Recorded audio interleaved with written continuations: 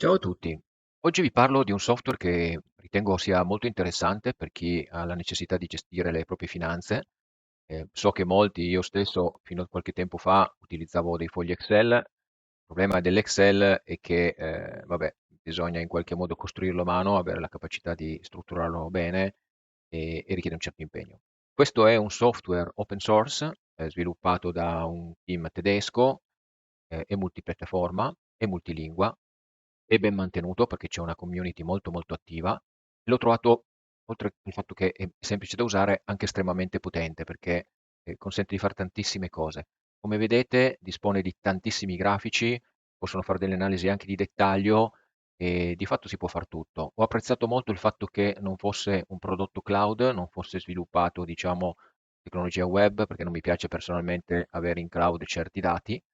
In ogni caso dispone anche della versione mobile, come vedete qui, basta spostare il piccolo file database che lui crea, dispositivo mobile, il gioco è fatto, quindi i vostri dati non sono in rete e lo ritengo veramente un plus. Come vi dicevo, è multipiattaforma, quindi potete scegliere tranquillamente quale versione installare, se preferite Windows, Linux, in realtà è identico. L'interfaccia grafica è proprio la stessa, io vi farò vedere adesso la versione per Linux, ma perché come vedete sono su una macchina virtuale Linux, ma non cambia assolutamente nulla. Cambia un pelino l'installazione, ma l'installazione è veramente banale, vi farò vedere. Ha degli indicatori di performance molto potenti, quindi diciamo che si presta bene anche a persone che hanno bisogno di fare delle analisi evolute diciamo, sui propri investimenti. Parto subito a farvi vedere come si installa, come si configura, come si crea un portafoglio, così ottimizziamo i tempi. Allora, prima di tutto bisogna ovviamente andare sul sito che trovate qui, Portfolio Performance Info, caricare la versione che preferite. In questo caso io vi dicevo, ho scaricato la versione per Linux, si può usare l'installazione tramite Flatpak oppure queste altre due. Io sinceramente ho usato questo che consiste nel scaricare un tar file, come vedete qua, non lo scarico perché di fatto l'avevo già scaricato in precedenza, e, e decompattarlo. Eccolo qua. Io vi faccio vedere cosa ho fatto io. Praticamente nella mia home directory ho creato una cartella software e ho scaricato il tar file ho decompresso il tar file che avevo scaricato in precedenza. Quindi molto molto semplice, si tratta di scompattare un file. Prima di lanciarlo, e si lancia praticamente con questo eseguibile qua, c'è una piccola avvertenza, perché? Perché come vi dicevo il prodotto è basato su Java e questa versione qui, 0.76, richiede almeno una JDK 21. Non è detto che il vostro computer, su questo computer sia presente, non è un problema. La cosa più semplice che si può fare per installare la Java Virtual Machine è scaricarla tramite questa procedura. Questa procedura su questo sito che si chiama Computing for GX descrive in realtà due installazioni, una con la Java Virtual Machine di Oracle e l'altra con la OpenJDK. Io preferisco usare l'OpenJDK perché è la versione open, quindi non ci sono problemi di licenza di nessun tipo. Ho seguito questa installazione perché come vedete è basato su Debian che è la virtual machine che sto usando io. Quindi salto l'installazione diciamo di Oracle JDK, che è qua, quindi vado sotto e mi concentro sull'installazione dell'OpenJDK, che è quella free. Cosa dice qui? Essenzialmente dice di andare su questo link poi, anzi facciamolo così risulta essere più chiaro, andate su questo link dice in realtà di andare su un'altra, perché hanno cambiato il sito, vedete qua, e vi scaricate l'ultima versione, in questo caso io ho scaricato la JDK 24.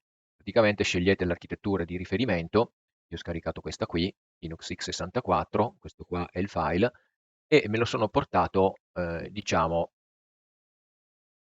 qui, eccolo qui.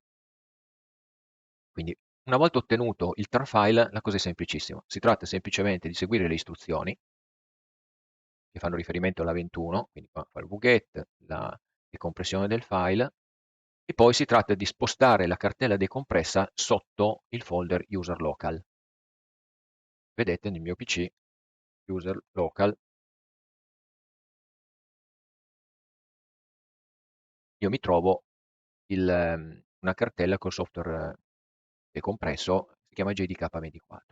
Poi qui spiegano come far sì che sia lanciabile, che sia dentro il profilo utente. Allora, io ritengo che questa sia una cosa, non mi piace molto questa procedura, se devo essere sincero. Io farò una cosa molto semplice, essenzialmente cosa? Linkare, eccolo qua, creare un symbolic link sotto la user bin che mi linki direttamente all'eseguibile. Eccolo qua. Si tratta semplicemente di creare un symbolic link user bin Java che punta alla nuova installazione della JDK 24 sotto user local JDK 24 bin Java. Il gioco è fatto. Infatti, se io faccio Java-v, meno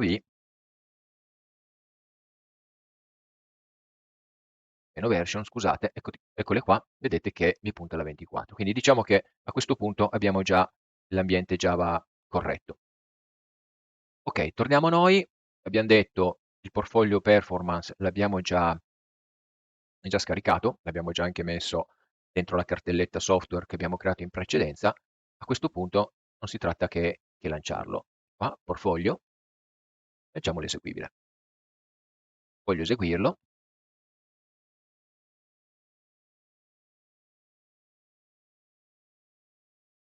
E software parte. Parte, questa è la schermata di benvenuto, dove di fatto potete vedere che c'è la possibilità di aprire un portafoglio esistente tramite un file XML, come avevo detto, creare un nuovo file nel caso in cui non ne abbiamo già uno, porta un po' di file di esempio e poi un po' di informazioni varie su dove si può trovare l'aiuto, il manuale, il forum di supporto, eccetera, eccetera, eccetera. Anche addirittura come fare, come vedete qui, alcune attività per ribilanciare il portafoglio, eccetera. Vi dicevo anche che c'è la possibilità di avere un'app mobile, può installare sul proprio smartphone, e la possibilità quindi di fare un salvataggio del file database del vostro portafoglio in modalità binario o protetto da password per poterlo scambiare magari dal vostro PC allo smartphone tramite Google Drive o cose di questo tipo, se non volete fare un collegamento diretto tramite cavo. Ok, qua c'è il QR code per arrivare direttamente al sito dal quale scaricare l'app mobile. Partiamo subito, come dicevo, facciamo un nuovo file e qui parte un how-to, un wizard che ci guida, diciamo, nella configurazione del nostro portafoglio. Allora, valuta in euro, dobbiamo avere un conto titoli disponibile, e titoli, conto, titoli, banca 123, ovviamente un conto corrente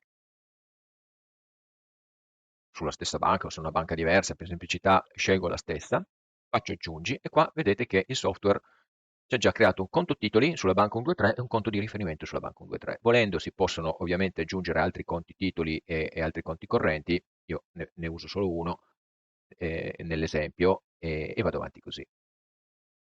Conto di cassa, come dice qui, possono essere utilizzati per altri fondi, ma non è questo il caso. Andiamo avanti.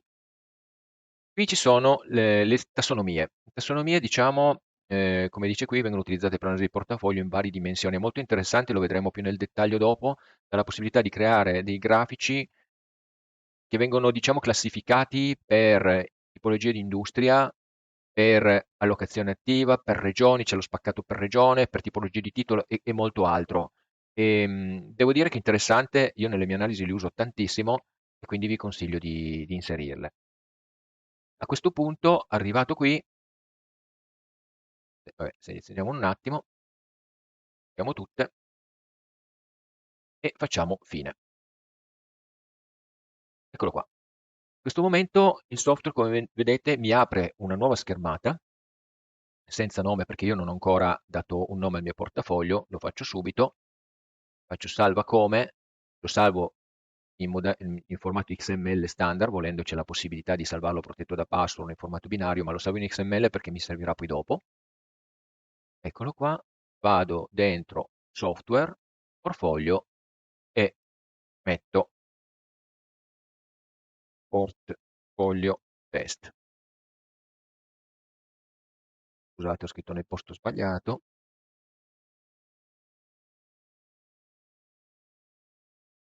e lo salvo. Eccolo qui. Perfetto, diamo solo un'occhiata ai menu velocemente per capire come funziona. Avete già visto che il software si divide tra più schermate, dove c'è un menu a sinistra che riporta i titoli, i conti correnti, i vari report e, come vi dicevo, le tassonomie che abbiamo selezionato in precedenza. Ci sono anche dei dati generali sulle valute e sulle impostazioni. Diciamo, nella finestra qui a destra abbiamo tutta una serie di informazioni che sono contestuali al menu che stiamo cliccando: performance, la possibilità di avere i grafici nel nostro portafoglio, calcoli di varia natura, eccetera, eccetera, eccetera. È molto molto completo. Una volta che abbiamo caricato qualche dato vi farò vedere come funziona. Sotto i dettagli relativi, diciamo, a quanto si presenta nella finestra di sopra. Stiamo analizzando un titolo, avremo poi il dettaglio del grafico dell'andamento e cose di questo tipo. Vedete, abbiamo anche un menu, il classico menu in alto, ne ho vista, diciamo, il menu file che presenta nuovo, apri, recenti, quindi tutte le cose che possiamo, il salvataggio del portafoglio e quant'altro, la modalità di strutturare le varie viste, ok? Che ricalca un pochettino, come vedete, il menu che c'è a sinistra, le varie operazioni che possiamo fare sugli strumenti finanziari, compravendita, trasferimento titoli in entrata-uscita, impostare i dividendi, gestire i depositi, i prelievi, gli interessi passivi, cioè è proprio veramente completo. Le attività che possiamo fare online, quindi aggiornamento delle quotazioni o magari solo dei titoli attivi. Non so se avete visto, quando io mi posiziono su un voce di menu, me ne salta fuori un help in linea che mi fa capire un attimino di cosa si sta parlando. Poi nell'aiuto, vabbè, la maschera di benvenuto, preferenze che mi consentono anche di andare a cambiare le lingue, il tema in uso, le chiavi API per poter scaricare gli aggiornamenti dei titoli, delle quotazioni dei titoli e così via.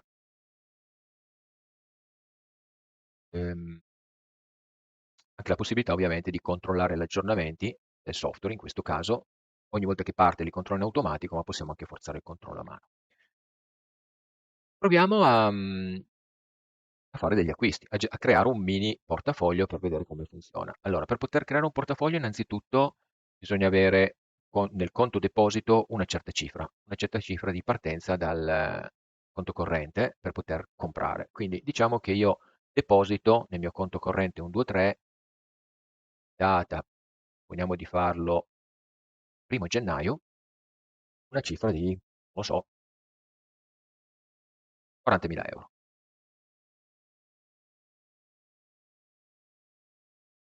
Ecco qua. Dopodiché, avendo questa cifra a disposizione, io voglio comprare dei titoli, perché non voglio tenere 40.000 euro sul conto corrente, magari solo una parte. Prima cosa che devo fare è devo andare a inserire degli strumenti. Come faccio? Vengo qui, così, nuovo strumento, e mi si presenta questa schermata che in questo momento è vuoto. Come faccio a inserire gli strumenti? Beh, allora devo avere un ISIN, ok? Oppure magari anche un ticker. Facciamo una prova molto, molto semplice. Io vado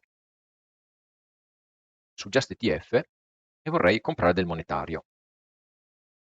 Uno dei monetari di riferimento è Xeon, che probabilmente molti di voi conoscono. Eccolo qua. Questo è il grafico del monetario. Tra l'altro questo è un test, non è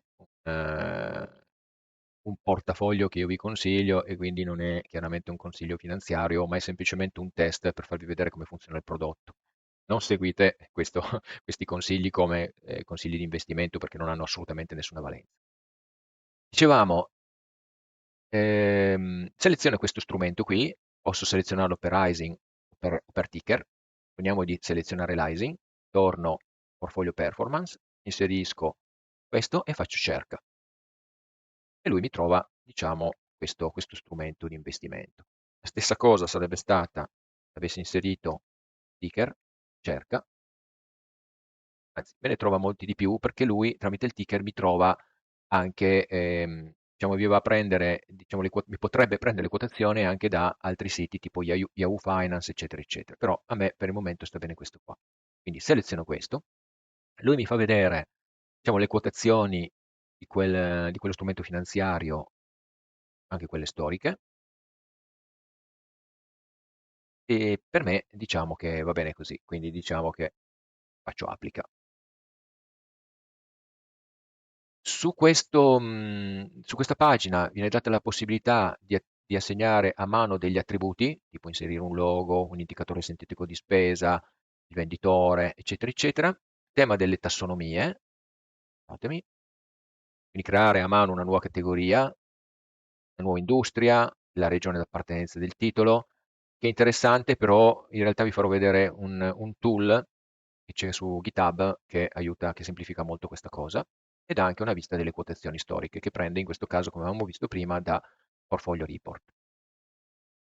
Faccio OK, perfetto. Come vedete, io ho già la possibilità di comprare un certo numero di quote tramite questo strumento qua. Ho solo indicato il fatto che ho l'intenzione di comprare questo strumento e come vedete ci sono già anche dei dati disponibili. Cliccando col tasto sinistro del mouse sul grafico, io posso anche vedere quali sono le quotazioni nel periodo, ok? Qua sono divisi per quarter, però se io da uno spaccato a 2 anni, ma io posso scegliere di avere una vista diversa, a 3 anni, a 5 anni, eccetera, eccetera, questo è l'andamento del titolo, ok? Negli ultimi 2 anni è cresciuto praticamente linearmente. A questo punto va bene, sono soddisfatto, mi piace, compro un po' di quote di questo strumento qua. Cosa faccio? Tasto destro del mouse, compra. Mi dice in automatico da dove vengono presi qual è il conto titoli e il conto corrente di riferimento, che io ovviamente se ne ho più di uno posso cambiare piacere, la data di acquisto del titolo, l'ora, il numero di azioni e la quotazione. In base alla data che è presente qui, ovviamente la quotazione è diversa. Quindi se io vado al 1° gennaio, perché abbiamo detto il 1° gennaio io ho messo un po' di soldi sul conto corrente, quindi che so io, decido di fare un investimento giovedì 2, ok? Alle ore 12, e vedete che mi ha già cambiato un pochettino il valore qua. Eccolo qua. Questo era, diciamo, quanto valeva l'Oxeon questa data. Abbiamo detto che voglio comprare, non so, diciamo 10.000 euro di Xeon, perfetto, quindi 70 azioni con una quotazione di 144 euro ad azione, questi sono i miei 10.000 euro sui quali pago 20 euro di commissioni e 15 di tasse. Questi valori sono assolutamente indicativi. Qua posso anche aggiungere dei commenti che mi possono servire come promemoria o cose di questo tipo. E faccio salva. E qui mette un puntatore dove praticamente se io vado sugli altri giorni, sempre col tasto sinistro del mouse mi fa vedere solo la quotazione. Se vado sul puntatore e clicco col tasto sinistro mi fa vedere la quotazione in quella data e il fatto che io in quella data abbia comprato 70 azioni a un costo di 144,89 euro.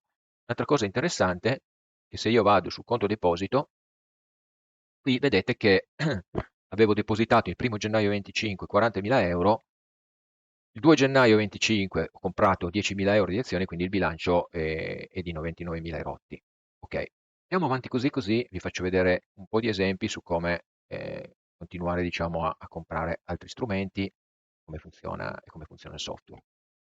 Supponiamo ad esempio che io voglia comprare un altro titolo, quindi di nuovo vengo qua e magari a questo punto in SVDA voglio comprare un po' di azioni di questo strumento, un po' di quote di questo strumento qua. Parliamo sempre di un ETF, MSCI World, il ticker SVDA e questo è l'ISIN. Come prima seleziono l'ISIN, vado in portfolio, faccio un nuovo strumento. Ah, avete notato che ovviamente il software è anche in grado di gestire criptovalute, tassi di cambio e così via. Io sto facendo proprio vedere le cose diciamo, più semplici.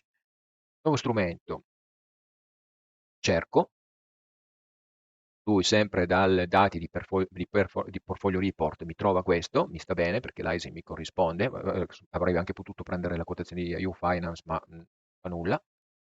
Come prima ho la possibilità di aggiungere attributi che sono mie ma non lo faccio, quotazioni storiche e premo OK. Di nuovo fa vedere il grafico, la possibilità di andare a fare le selezioni su periodi temporali diversi, per avere anche diciamo, le quotazioni storiche e vedere gli andamenti, quindi fa vedere anche l'ultimo prezzo, altre informazioni interessanti. Ok, decido di comprare, in questo caso, un po' di titoli. 96, compriamo 110, 20, 15. Salva. Perfetto. Ok, facciamo ancora un acquisto, quindi definiamo un altro strumento, in caso dobbiamo prendere magari delle obbligazioni perché poi mi tornerà utile farvi vedere un attimino il grafico, come fa anche lo spaccato, e prendiamo magari questi ETF obbligazionari. Guardate, questo non serve a niente, cerca, seleziono questo, applica, salto tutte queste cose qua, quotazioni storiche e faccio ok. E anche sul bond faccio un acquisto, votano 5 euro, compro 2000.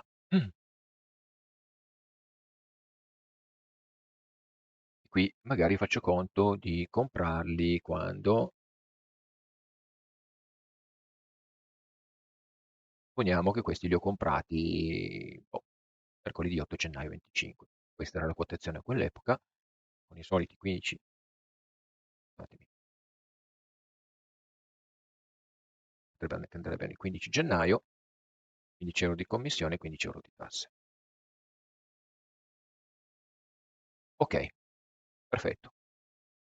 Quindi di fatto io nel mio conto deposito avrò una situazione aggiornata che è questa qui.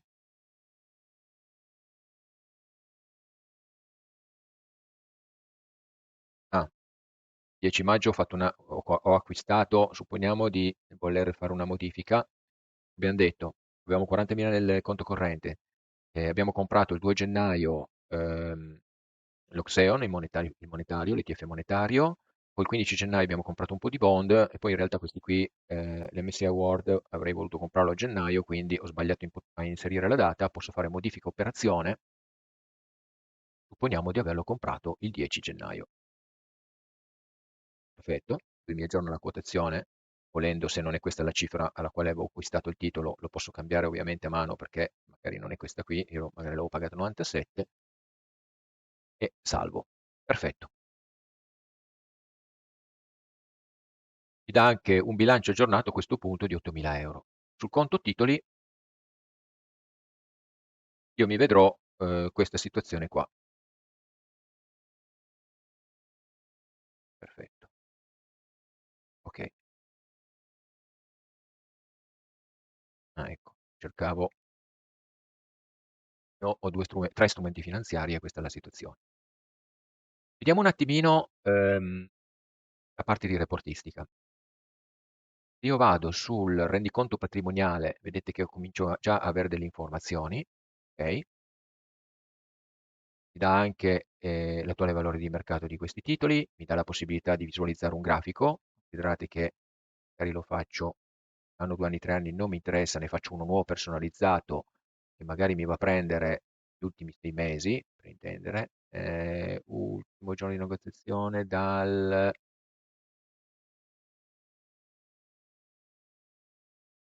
guardate che potrei anche prendere così,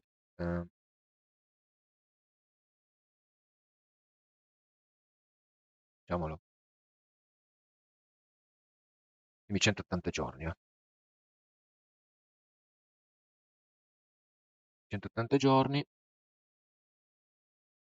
Questo diciamo è il grafico dell'andamento del mio portafoglio che come sapete diciamo, rispetto a febbraio è sceso per le ragioni che tutti noi conosciamo. Abbiamo anche un'indicazione di quella che è il patrimonio e e la spaccatura, ok? Spaccatura in termini di che percentuale abbiamo sugli ETF obbligazionari e sugli altri ETF, e gli indicatori di performance del nostro portafoglio, quanto è stato il massimo drawdown in termini percentuale, quanto è il tasso di rendimento ponderale nel tempo, tutti dati molto utili, le plusvalenze che abbiamo accumulato, i titoli se sono in positivo o in negativo a seconda del titolo, vedete che siamo in positivo di 92 euro sul primo, sul monetario, e di 52 sui bond, però purtroppo, come sappiamo, gli ETF azionari sono andati parecchio male, tra l'altro questo qua è quota in USD e quindi siamo sotto i 110 euro. qui ci sono i calcoli di dettaglio dove viene anche tenuto conto delle tasse, delle commissioni, eccole qua, avendo inserito tasse e commissioni noi abbiamo sempre la possibilità di andare sui vari resoconti e questo è il grafico, diciamo, del nostro portafoglio. Rendimento che ha avuto, dove ad esempio a 18 febbraio avevamo un rendimento del 3,4%, complessivo ovviamente, e poi siamo andati a meno 3,4 perché ovviamente dazi, Trump, eccetera, eccetera, hanno inciso non poco e ora siamo in ripresa. La cosa interessante, questa cosa qui, è che si possono anche, non mi ricordo più se si fa qua o qua,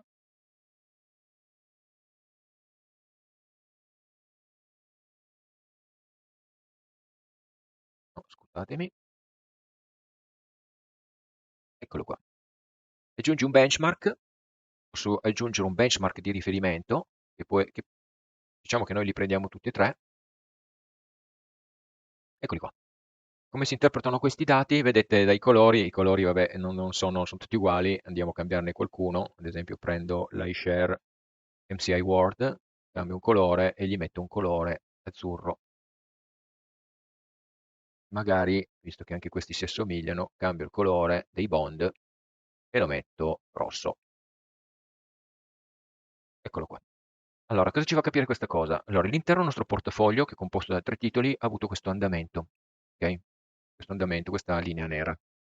Avessimo avuto un portafoglio di tutto, di puro MCI World, saremmo stati ovviamente più alti, diciamo, nella data del 18 febbraio, saremmo stati 4,72% contro l'intero portafoglio a 3. Però ovviamente nel momento di crisi del mercato saremmo scesi al 13%, ok? Più precisamente l'8 aprile, quando in realtà il nostro portafoglio, tutto sommato, essendo mediato da bond e monetari, ha un rendimento più basso, però soffre meno la fluttuazione di mercato. Ed è questo anche il motivo per cui io vedo qui grafico che mi dà un'idea interessante di quanto sia il mio rapporto volatilità-rendimento. Ecco qua. Quindi praticamente una volatilità del 4,12% e un TWROR dello 0,16. Cosa significa questo? Anche in questo caso io posso aggiungere un benchmark, prendiamoli tutti e tre, che è interessante. Perfetto. Cosa vuol dire questo? Vuol dire che banalmente se io guardo la volatilità, vedo, non vedo, non vedo, non vedo, i colori sono colore rosso,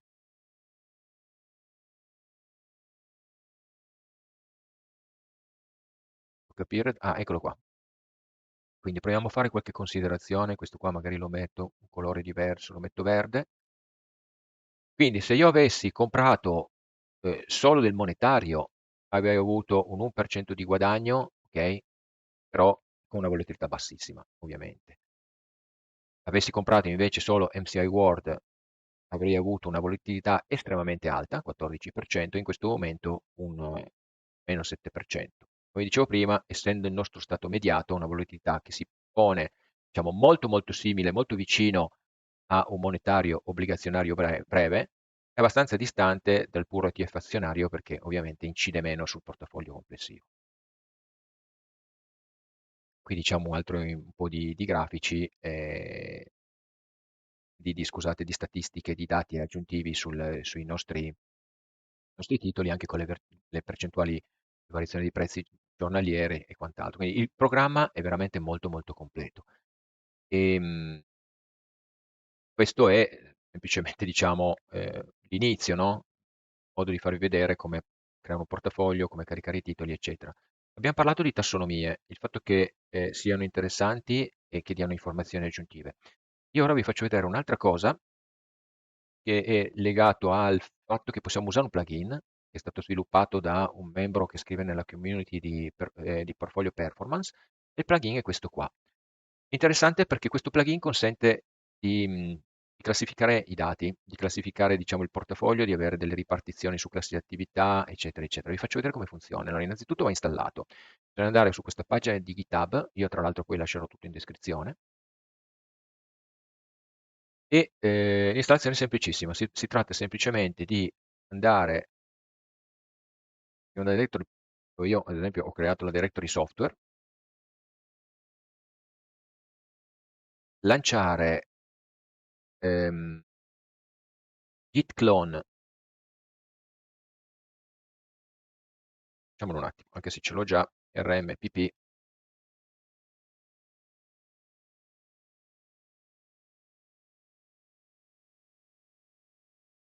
ok, git clone,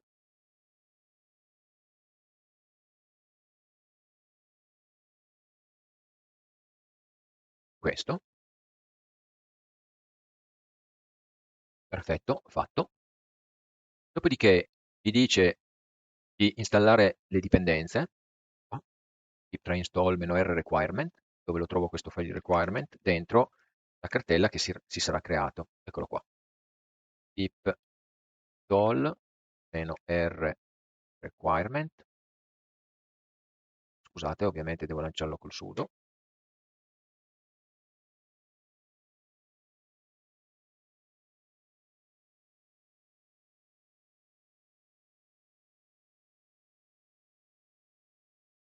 lancia il pip, sudo apt install pip,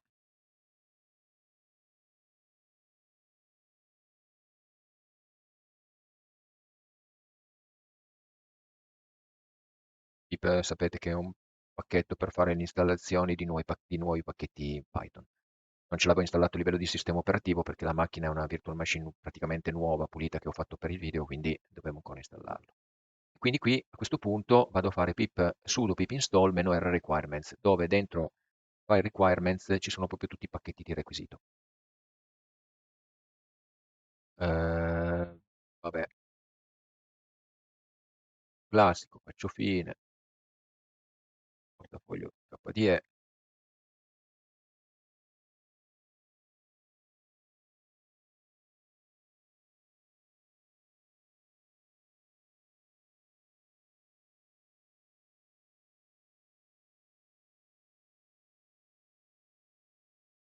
eccolo qua.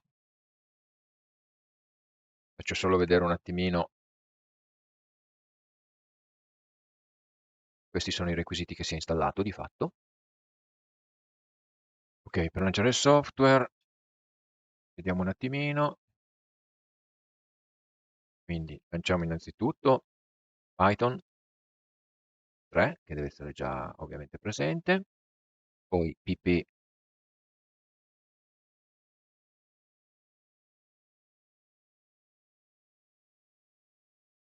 underscore 3,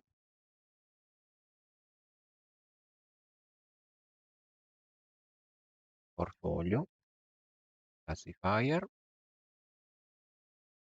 fino H, vediamo un attimino.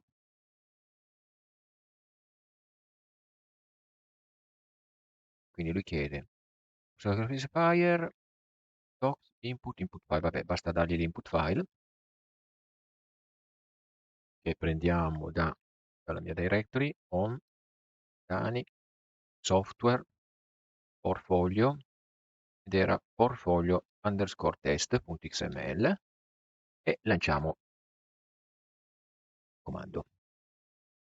Allora, a questo punto lui si fa il parsing del file XML e inserisce, diciamo, le informazioni sulle tassonomie che prende da vari siti web. Faccio subito vedere, ci mette un attimino a completare il ciclo. Perfetto, ha già finito. A questo punto, se andiamo a vedere, lui si è creato un file CSV e un file XML. Il file XML è quello che serve a noi, ha dato un nome di default che si chiama che è pp underscore classified, ed è quello che appunto, come dicevo, serve a noi. Lo prendiamo, magari chiudiamo a questo punto il portfolio performance, ovviamente sempre salva tutto, salva, ok, andiamo qui dentro, magari prima. Come vedete, la cosa interessante è che ogni volta lui si crea anche, oltre al proprio portafoglio, si crea anche un file di backup, che ci è utile nel caso in cui noi magari sbagliamo qualcosa e possiamo ripristinare. Questo qui magari possiamo rinominarlo per maggior scrupolo. Andiamo dentro il software, andiamo qui e prendiamo il pp classified che ha appena creato lo script. portfolio e lo mettiamo qui dentro. Gli cambiamo il nome in modo che sia portfolio test, ml, quindi portfolio underscore test XML e questo è il nostro nuovo file con informazioni aggiuntive. Torniamo, eravamo già lì, scusate, rilanciamo l'eseguibile, execute.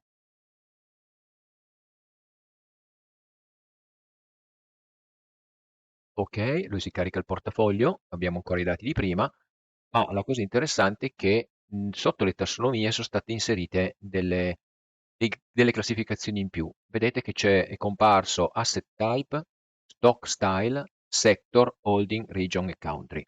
Allora, cosa significa questo? Significa che essenzialmente se io vado in asset type e seleziono questo grafico, lui mi fa vedere lo spaccato tra bond, quindi effettivamente gli iShare, qui sono dei bond, sono delle obbligazioni, mi fa vedere quanto c'è ancora sul conto corrente, mi fa vedere le azioni, quindi la quota azionario, e mi classifica come other il monetario. Ok? Quindi è uno spaccato, la cosa interessante è che diventa molto facile a questo punto capire quali sono gli spaccati tra portafoglio. Ecco qua, vedete che io ho anche la possibilità di, cliccando col tasto sinistro del mouse, di vedere quelle che sono le varie percentuali. Stock style, eccolo qua, mi dà delle informazioni ancora aggiuntive, quelli che sono le mid cap blend, large grow, large blend, eccetera, eccetera, i settori, quindi diciamo che a parte il conto corrente, il monetario, le azioni si dividono tra tecnologie, questo certa percentuale, e industriali in questa certa percentuale e così via. Holding, region e così via. Ok, io direi che questo è più o meno tutto. Sta a voi installarlo, configurarlo adesso, però con queste basi direi che siete in grado di partire, caricare i vostri investimenti, gli strumenti, ovviamente anche quelle che sono le cedole, volendo, dipende dalla forma di investimento che avete fatto, però posso garantirvi che questo strumento qui è uno strumento veramente utile, che io uso praticamente quotidianamente, dà un sacco di informazioni e praticamente tenete tutto sotto controllo. Io spero che il video vi sia piaciuto, vi chiedo di lasciare dei commenti, iscrivervi al canale e di lasciare del like, in modo che io possa continuare a produrre video di questo tipo. Vi ringrazio ancora di tutto dell'attenzione, scusate è stata un po' lunga, ma ci tenevo a spiegarvi bene come funziona questo bel programma. Alla prossima, ciao!